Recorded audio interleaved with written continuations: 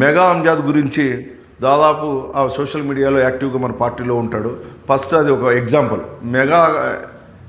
Mega అంజాద్ది ID act చేసి ఆ ఫేస్బుక్లో ఉన్న ట్విట్టర్ అకౌంట్ యాడ్ చేసి దాన్ని కర్ణా ఎన్టీఆర్ అని చెప్పి ఈ కూటమి ప్రభుత్వం వల్లే హ్యాకర్స్ని పెట్టుకొని మనం క్రియేట్ చేయకపోయినా వాళ్ళంతకు వాళ్ళ మీద క్రియేట్ చేసుకుని తప్పుడు అకౌంట్లు వాళ్ళే క్రియేట్ చేసి ఆ తప్పుడు సమాచారం కూడా మనం పెట్టకపోయినా సోషల్ పోస్ట్లో పెట్టకపోయినా కూడా వీళ్ళే పెట్టినట్లు పెట్టేసి పోలీసుల్ని పురమాయించడం, వాళ్ళ అధినేత కాడ తీసుకుని వచ్చి పెట్టేయడం.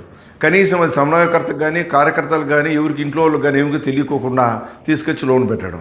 సుప్రీంకోర్టు హైకోర్టు గైడ్లైన్స్ వెరీ స్పెసిఫిక్గా ఈ సోషల్ మీడియా కేసులన్నీ కూడా బెయిలబుల్ అఫెన్స్ అని చెప్పినా కూడా వీళ్ళు ఎంతసేపు ఉన్నది 307 మెగా అంజాద్ 307 కేసులు అంటే పోలీసుని అడ్డం పెట్టుకొని ఈ కూటమి ప్రభుత్వం ఈ నిర్వాకం చేయడం అనేది ప్రజలంతా గమనిస్తున్నారు. రాబోయే ఎలక్షన్స్లో ఏమనేది మీకు తెలుస్తుంది.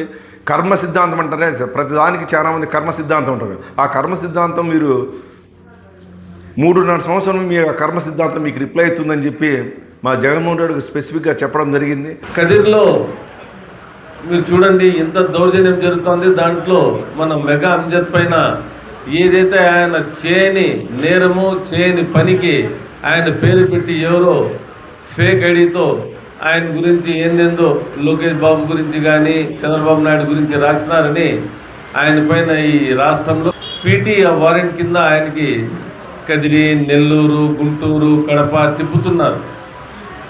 సో ఇలాంటివి ఇక ముందు జరగకుండా వారించడానికి ఇంకోటి కూటమి నేతలకి హెచ్చరించడానికే ఈ డిజిటల్ బుక్ వచ్చింది.